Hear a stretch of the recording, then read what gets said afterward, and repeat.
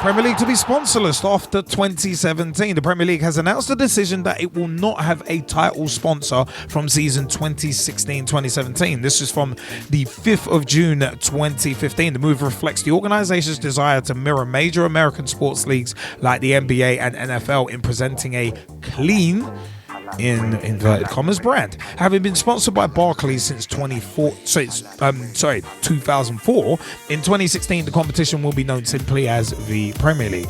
To some of us, it's always been known as that, even when it was the FA Carling Premiership back in the mid-90s. But anyway, Premier League sources have stressed their new sponsorship strategy will not impinge on their club's ability to pursue their own individual commercial models. A Premier League spokesman said Barclays has always been an excellent partner for the league throughout their sponsorship of the competition, and we look forward to working with them in the 2015-2016, the final season of their title sponsorship. The Premier League did not have a title sponsor in its inaugural 92-93 season before signing a 4-year deal with Brewers Carling, as I mentioned, at the time the biggest in British sport. Carling subsequently paid triple its initial amount to secure a 4-year extension to their original deal before Barclays took over in a 3-year contract beginning in 2001. Barclays agreed an initial 3-year sponsorship deal in 2004, and subsequent extensions saw the value rise to £120 million,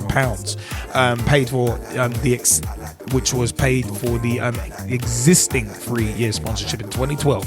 However, the bank indicated in March that they would not seek to renew the deal when it expires at the end of the 2015-2016 season.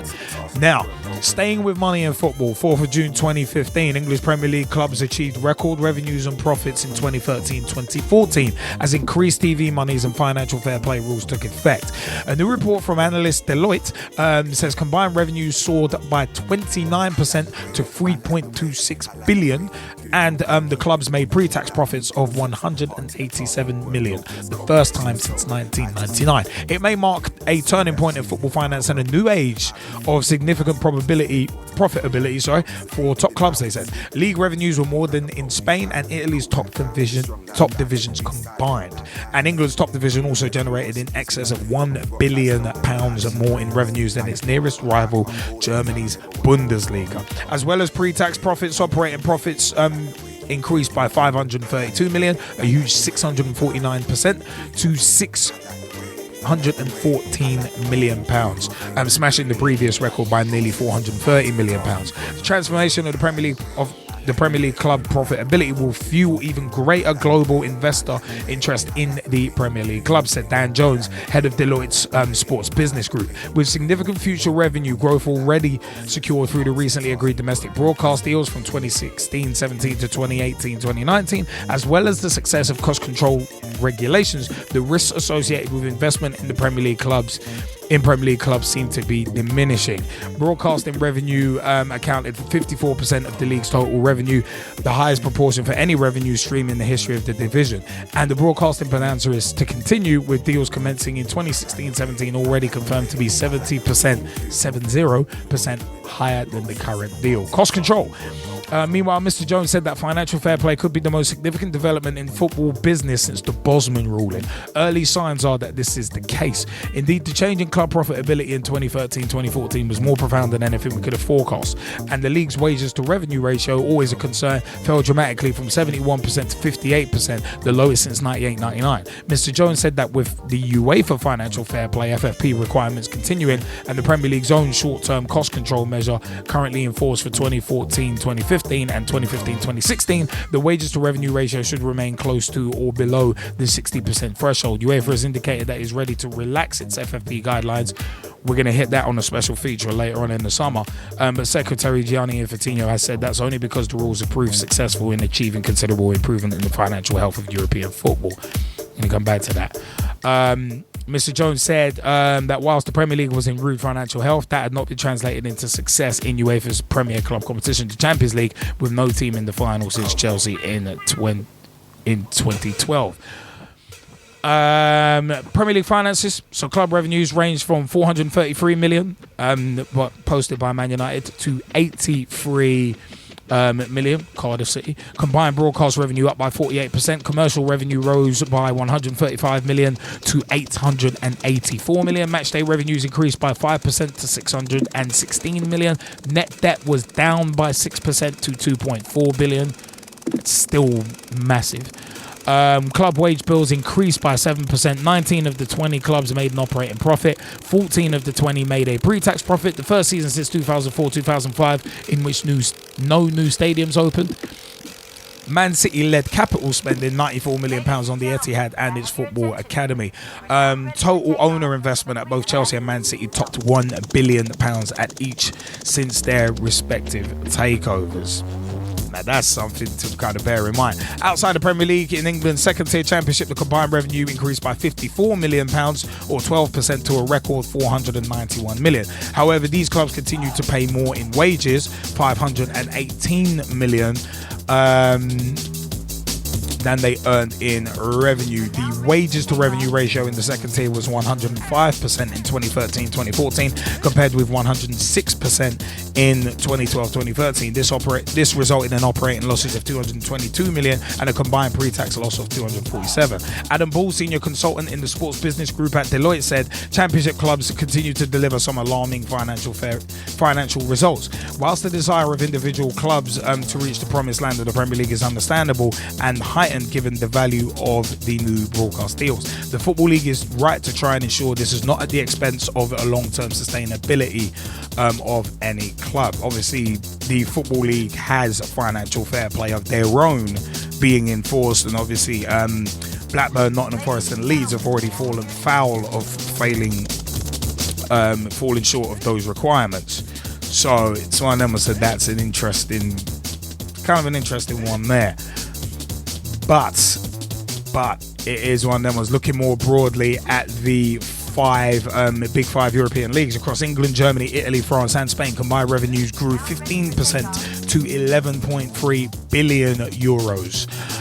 That helped drive the overall size of the European football market to more than 20 billion euros. In Spain, La Liga clubs collectively grew revenue by 3%. However, all this growth was driven by the two Madrid clubs, Real and Atletico, who contested the 2014 Champions League final. The other 18 clubs in the division saw aggregate revenues fall. Spanish clubs went on strike, as we mentioned a couple of weeks ago at the recently ended season over a dispute about the distribution of broadcast revenues, which is a major income stream.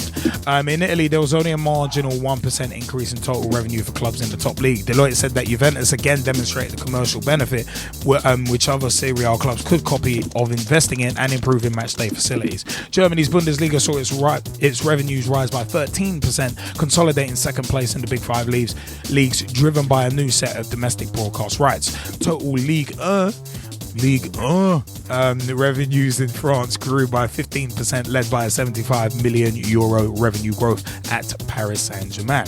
Now, the other side of the coin to this, Elche demoted because of unpaid tax from 5th of June 2015. Elche have been demoted from La Liga because of unpaid tax debts, and Eibar will take their place in Spain's top flight next season. The Alicante-based side, who finished 13th in the league, were punished for very serious infractions of Spain's sports law and fined 180,000 euros. Elche will appeal, saying the debts will be settled by the end of July. Basque club Eibar's maiden season in La Liga ended in relegation on the final day in May. Gezzie Fizzle, you want to have it this first before I jump back in? Yeah, of course. I mean, I will say this: some of the numbers quoted here are absolutely astronomical, like they're absolutely ridiculous numbers, right? And one of the reasons for me saying that, apart from actually looking at the raw numbers, is to say that okay, so football as a sport is generating all of this money, worldwide. We're not just talking about in England, right? But I ask one simple question. What is this money being used for to ensure the long-term development and preservation of the sport? Big question. Love that. That's the question that I ask. Because here's the thing. Yes, it's a game that we love. We love the sport in terms of what it teaches you about camaraderie, being a team player, how to integrate with others, so on and so forth, even social skills, and the wider application of what we learn in sport to life, right? Which is wonderful. But here's the thing: if the necessary funds aren't going into things like youth development projects, and this is why I absolutely love the work of Samir Sawhney and Motivate Sports and Fitness, for example. If money isn't being pumped into projects like that, then what are we really doing for the future of the sport? That's the question that I ask. And then, of course, we look at grassroots. Okay, and the reason why I bring up grassroots, we saw Jamie Vardy make his England debut against Ireland. Right? Where was he playing a couple years ago? Well, back down. What, in the conference? Non-leagues, yeah. Back in the non-league, so yeah, it's one. And in non-league? So I'm saying, if you're not putting money into those areas, where do you think the future England international is going to come from? Where are you going to find another Jamie Vardy? That's a good point. You're not going to do it. So with all these astronomical numbers, in terms of pure business, yes, it's wonderful. Don't get me wrong. I totally appreciate that. But in terms of the future of the game, right? If the money, as I say, is not being refiltered back down into those areas, and in my personal opinion, specifically starting with the youngsters, then for all the good that it has now, in terms of these astronomical numbers, it's not going to be sustainable. It's not going to be something that will grow year on year because you're not supporting it from the ground up, literally. I tend to look at it like this. If they take this money out and put it elsewhere, it's taking the legs off the table. And the only thing that will happen to that top of the table, it will come crashing down. So either you go and you support this wonderful sport at those levels to make sure that, as we say, we stay where we are, or it's going to implode on itself. And it'll be sooner than you think. But you know what? The funny thing about this kind of thing is the pure fact that, like I've said before, a lot of football fans, a lot of powers that be in football don't see that there's a problem until it's way too late. More on that later in corruption in football. Very much more on that later. But it's one of them ones where, yeah, grassroots football is suffering with clubs shutting down, clubs having to literally cease operations. And the grassroots game, if you've watched Pitch Talk meets Dave McLaughlin, if you haven't, I encourage you to watch it. We do have a grassroots segment in that where there was a very interesting request made by Dave in terms of it's actually relating to a question from our co-host, the Gman, who asked a very, very good question in terms of what would you do to change the game. But it's a case of, that's the thing, a lot of these revenues are all good for the Premier League, but that's where they're staying. And this is the major part of the problem, that it's all staying centralized in one particular area. It's not being spread around, and or at least not fairly, because what the new TV deal, 5.136 billion, and what 5% of that, actually not even 5%, I think it's like something like 50 million is being spread around grassroots projects. If they understood how many grassroots projects there are, and the word grassroots projects really doesn't narrow much down, it's like, are you spreading that to grassroots teams? Are you doing that to little are you doing that to just to entities such as Motivate Sports and Fitness, among others? It's always very non-specific when they say that. But one of my things is, these numbers. Yeah, Man United are now are the first, I think, £1 billion brand in football. That's all well and good, but then the other side of the coin, you've got Chelsea in over £1 billion of net debt. Some will dismiss it and say, oh, yeah, well, Roman Abramovich owes the money to Roman Abramovich. That's not the point. If, and God forbid this happen, I would not wish that upon anyone. If Roman Abramovich was to drop dead tomorrow, then in theory, that debt shifts to Chelsea. And they ain't paying off £1 billion of debt for a long time. So, I mean, Man United at least can say, well, they're floated on the New York Stock Exchange, so there's a lot of money potentially coming through there. And as long as they don't have as bad a half season again as they did under Moyes, then they can make a hell of a lot of money. Real Madrid are a brand unto themselves and have been for a long time. So they will always make money, lose a shed load because they spend the shed load and they're in a shed load of debt, but they've got Spanish government money behind them. So this is where football is that kind of weird anomaly. I'm not bringing up the word corruption yet on purpose. But it's a case of financial fair play is an interesting one as well, because the Premier League don't have it, and because of this amount of money going through the league, they're not going to impose it. I don't think the Premier League and Richard Scudamore are going to come out. Are going to come out and be like, yeah, we want to get clubs spending within their means. I think all the Premier League is looking at as an entity is how much money can we make and how quickly can we make it. We're not looking 5-10 years down the line. I mean, I don't even think UEFA are looking that far down the line when they're coming out with statements like, financial fair plays, it's achieved its aim, so we're going to relax it. So, no.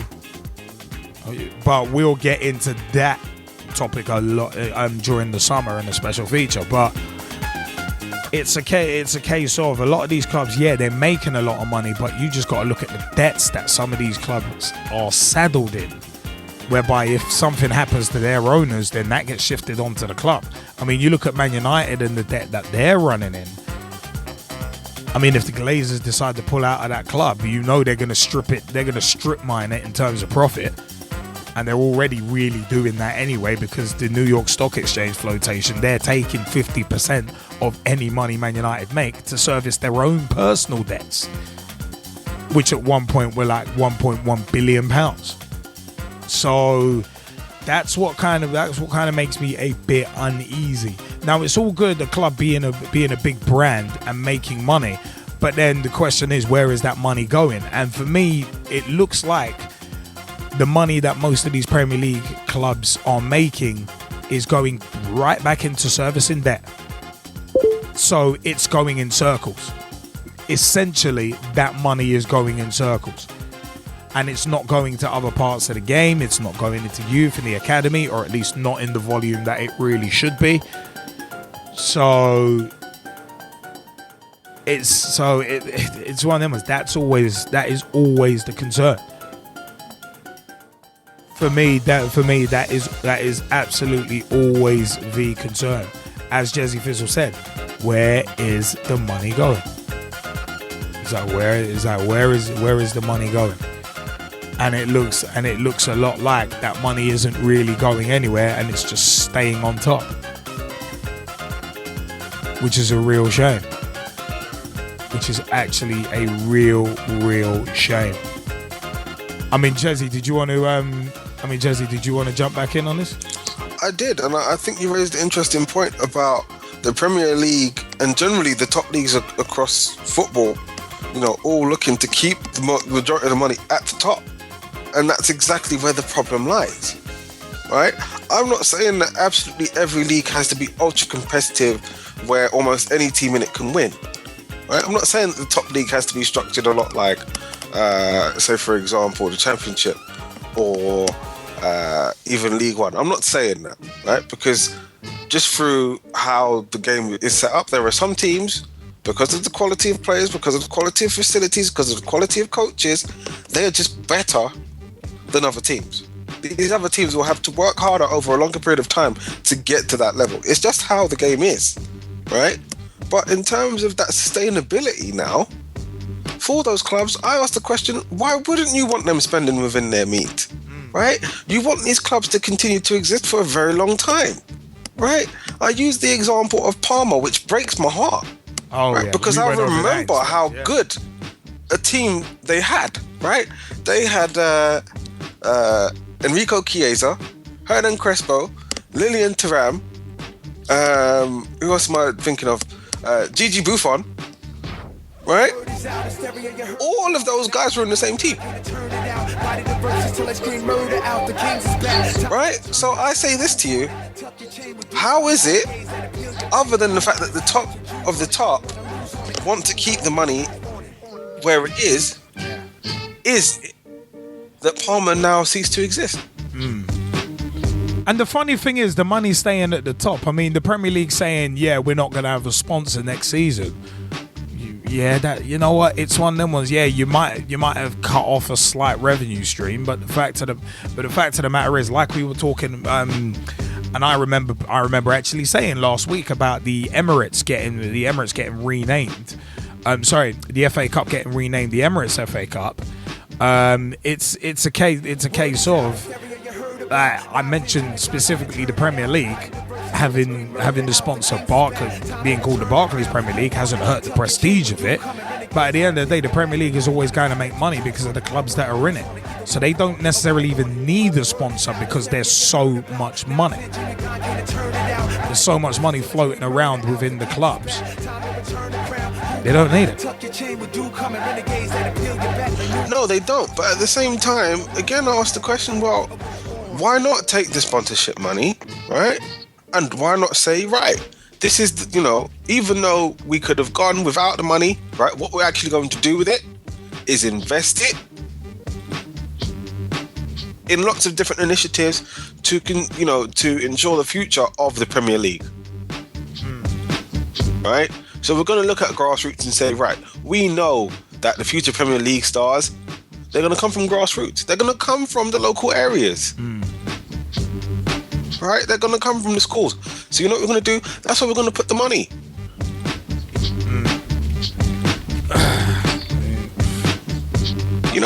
Even using England captain Wayne Rooney as an example. Yeah? Before he became England captain, Manchester United captain, one of England's top goal scorers, Manchester United's top goal scorers, everything else, right? When he was just a wee boy, he was playing the same as you, me, and everybody else during our school days, jumpers for goalposts. Yeah. Right? So I'm saying this to you, if you don't put the money there, and maybe have some goalposts or goalposts, then where are you going to find the next Wayne Rooney? I know that he's a very rare talent, here's the thing, right? But if you look at it like planting seeds, yeah, and then growing a garden of anything, right? Now my grandfather, he liked to plant lots of different things, and he had a strawberry tree. Oh, okay. Oh, he has a strawberry tree in the garden, right? And that's still bearing fruit. Here's the thing: if you don't continue to nurture that tree, there are no strawberries year in, year out. It really is that simple. So if you want to go and unearth more Wayne Rooneys, more Steven Gerrards, more Frank Lampards, you've got to look at where they've come from and nurture it. And the best way to nurture that, in this sense, put the money there. Make it available for everyone.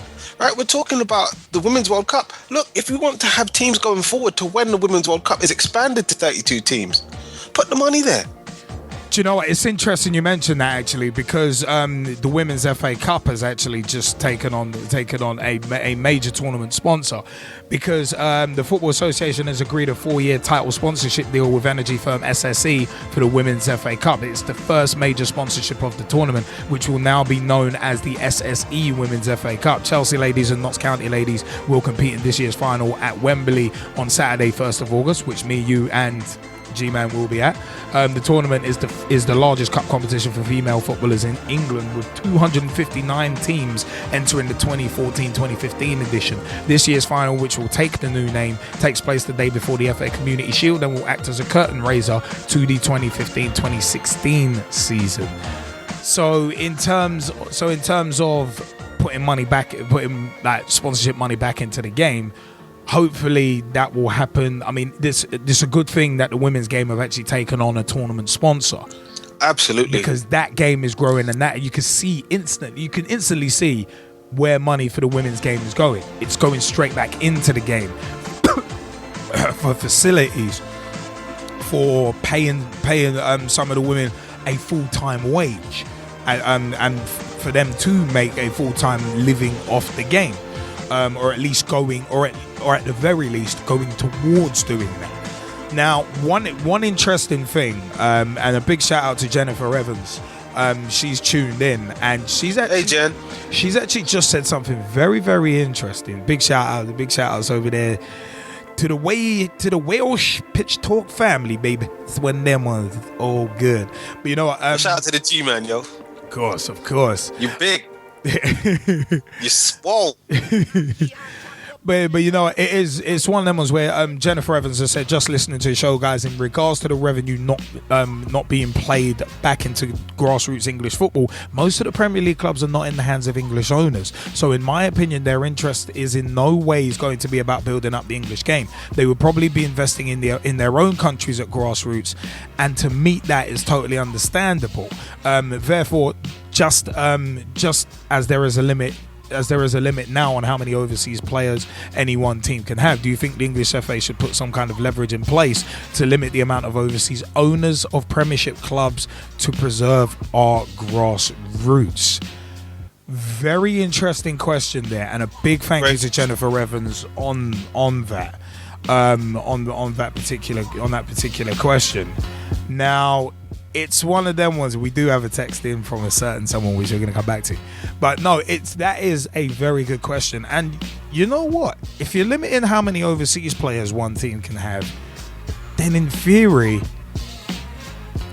you could potentially limit the amount of overseas owners.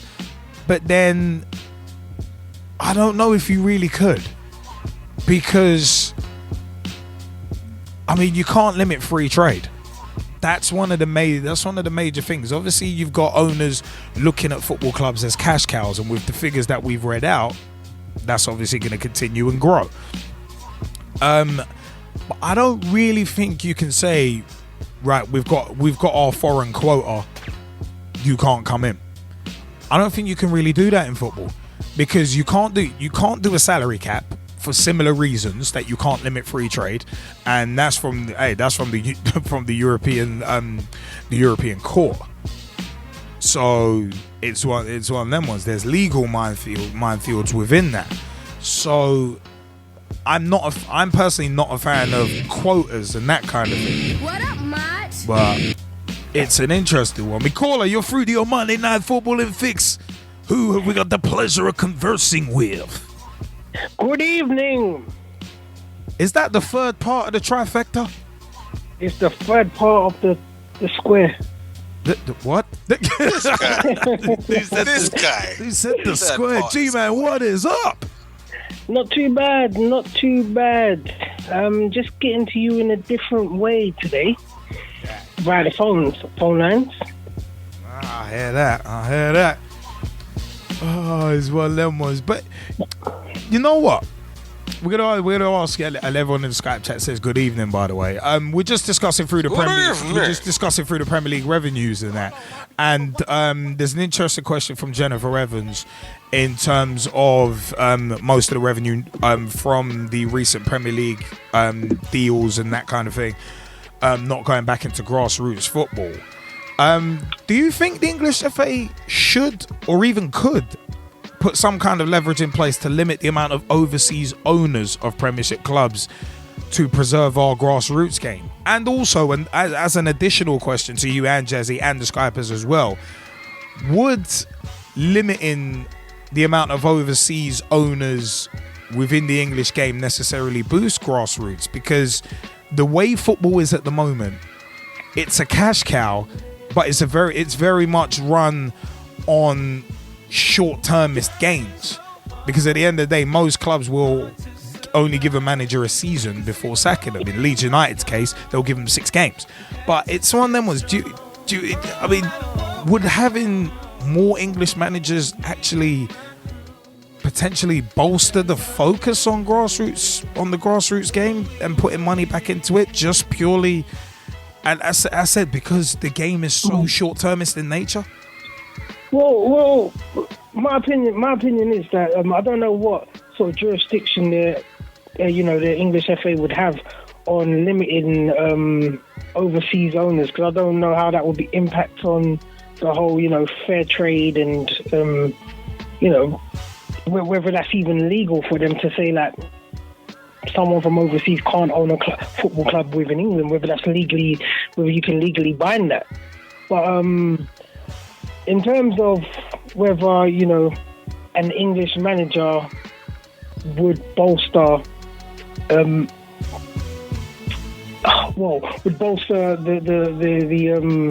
not use, I'll say, but the growth of English players within the game. You know what? I'm not too sure. I really, it's a hard one. It's one of those ones where we'd really have to ask, quite a few young up and coming English coaches to understand where their heads are at in the game and what it is they're looking for in the next generation. Because when you think about it, when the likes of Arsene Wenger came into this country, 20 years ago, around about that, yeah, it was like, he was one of the first foreign managers of this country, yeah. And then after he came, there was a slow little influx of different managers from different regions of the world started to take over in certain clubs. You could look at Gerard Houllier coming over to Liverpool.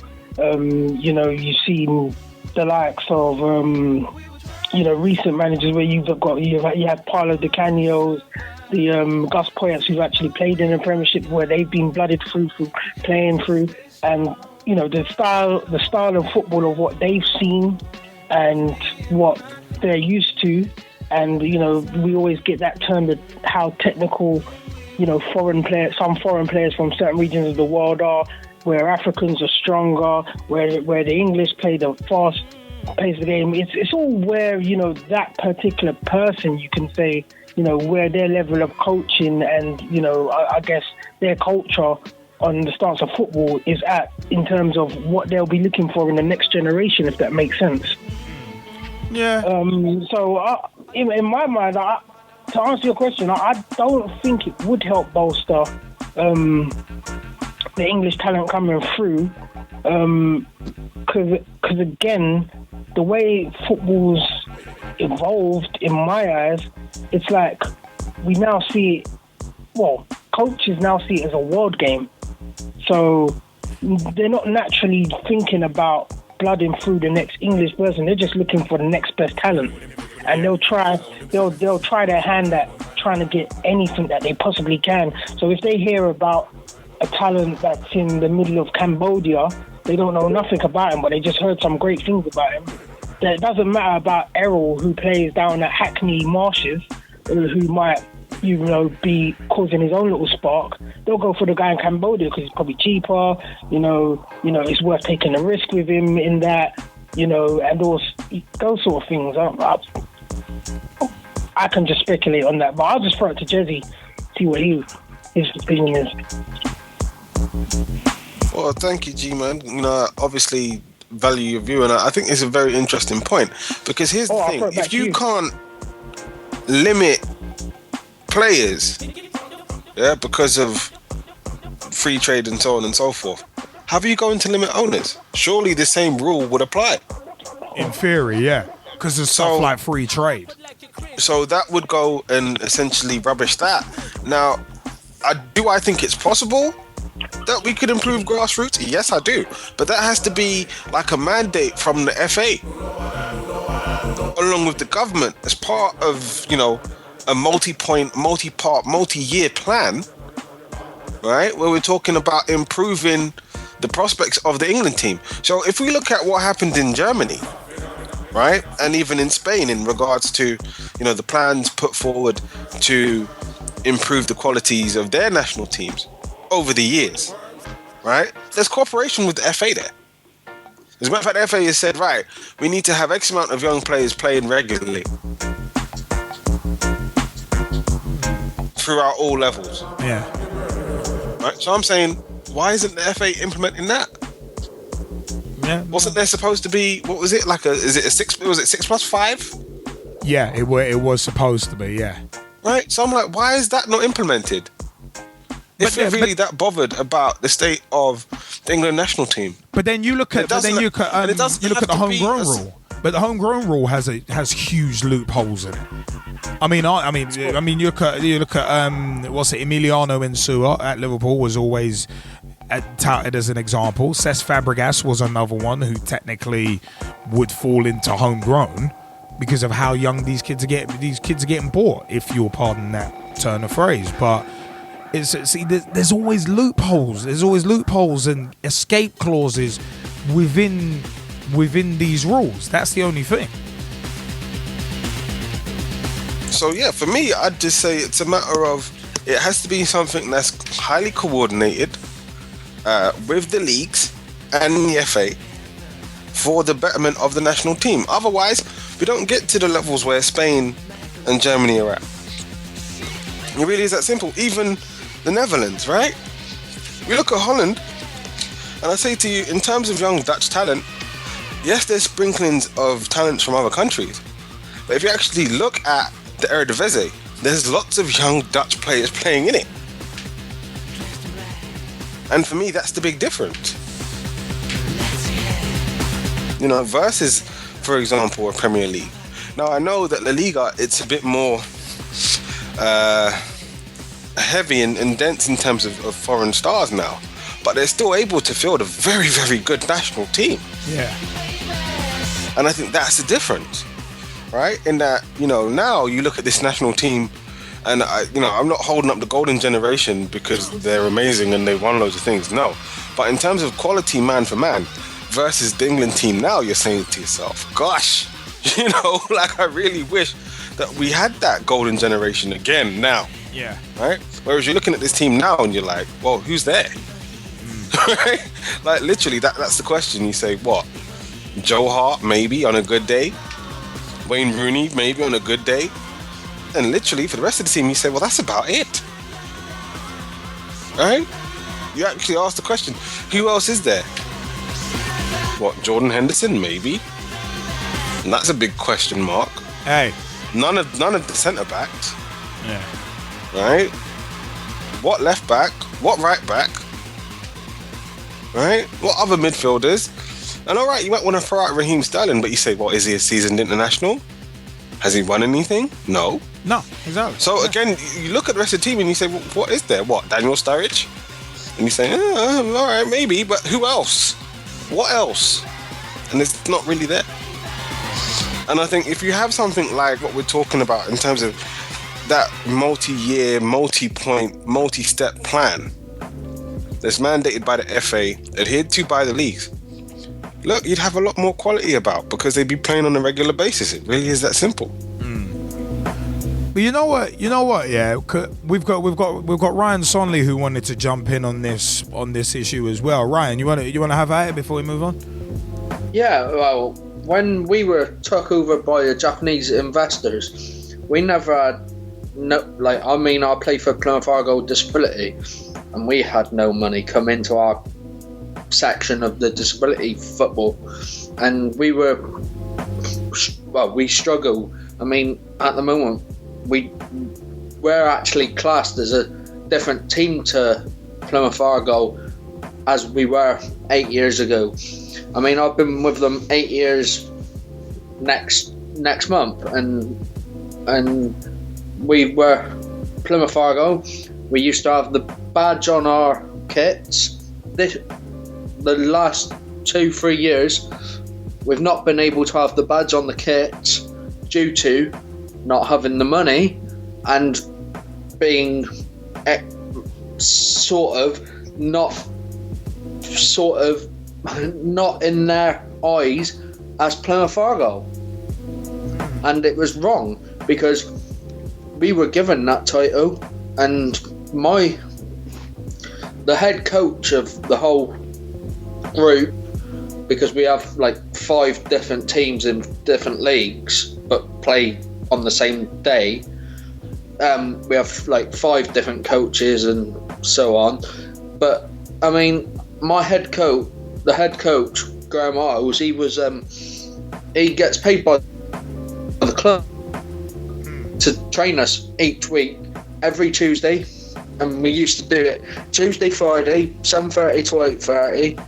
Now we can only do it on a Tuesday because not many people are turning up, and we didn't get no financial backing when we had the job. And yeah, they screwed us over because they wanted the 2018 World Cup bid. And what happened to Argo? Oh yeah, administration. And then relegation twice in 2 years. It just didn't help club and disability football at all. I mean, if we had, we train on AstroTurf every week, where if you go to amateur semi-pro team that train, where do they train? On grass. Well, not all of them. Oh. I mean, Ibis FC of the Southern Amateur League, we actually trade at Battersea Park, and that's 3G. But it's an interesting point you bring up, because it's a case of clubs not running themselves, not kind of keeping an eye on their own houses, and this is an interesting thing. This is why I think financial fair play could have been brilliant, because it forces clubs to get their own houses in order. I mean, if you're doing a kind of BMF, blowing money fast, to quote that obligatory Rick Ross reference, but the rapper, not Freeway Rick Ross. But anyway, it's a case of, if you're just blowing money fast, then it's a case of you need to be held accountable as to where that money's going, and it comes back to that point again, where if the money's being made, this astronomical amount of money, where is it going? I think that's the bottom line in terms of this. It's like the team. In the Premiership, they do have disability teams, do they get financial backing by their big clubs like Man City, Liverpool, Aston Villa, Man U? But therein lies the point of the question. It's a case of, where is the money going? There's a lot of it, but it looks like it's only staying up top. I mean, there's an interesting point on Facebook from Matt Plant in relation to Jennifer Evans's point. He said Newcastle make no money or profit from sales of kits or sponsorship from Sports Direct. It all goes back into Mike Ashley's back pocket. If you ever go to St James's Park, buy something from the club shop, on the receipt, the address on there is the Sports Direct head office address in Shirebrook. Overseas owners invest in their clubs and bring in the best players. I'm for financial fair play, so if any club is up for sale, I say make these overseas owners have an agreement in their contract of ownership that they will invest in the club's youth training schemes, the YTS. It's like Sports Direct in Plymouth. It's closed down to go into an old place that used to be Littlewoods. Yeah. But you know what? Sorry to interrupt you, Howard. You've got to kind of put a finer point on this. But it's a case of that's an interesting one, because obviously we were talking a bit earlier in terms of would having British or English ownership necessarily guarantee the future of grassroots football and support to grassroots football. I mean, Matt Plant has just put a brilliant example there, and he's an Aston Villa fan. So his team's owned by Randy Lerner, who's been looking to sell it over the past few months. But it's a case of, but you look at it, it's a case of Mike Ashley is English, and he's not exactly putting a shed load of money back into Newcastle, let alone back into grassroots football. So that's where it comes back. That's where it kind of dovetails in nicely. The foreign investors would be better for us, because obviously we get fucked over. Sorry. Language. But it's one of them. But that's where the issue kind of comes in. If you limit the amount of overseas owners, it doesn't necessarily mean that. I mean, football as a sport would have to change in order to start really funding the grassroots game properly, because of the short-termist nature of the game. And there's corruption in as well, which we're going to get into in our next segment. So it's one of them ones. But you know what? Big time shout outs to Ryan Sonley on his views. Big shout outs to the Gman as well. Obviously joining us by mobile 07535804466 is that mobile number. Big shout out to Matt Plant as well. Big shout outs to those in the Skype chat. We got Russ Vernon, Ryan Sonley, we got Kieran Riley, and we got Brad Hicks as well. Big shout outs to Big T. Birthday shout outs to Big T. And a big shout out, of course, to Jennifer Evans. Great question. That actually did spark quite a nice little debate there.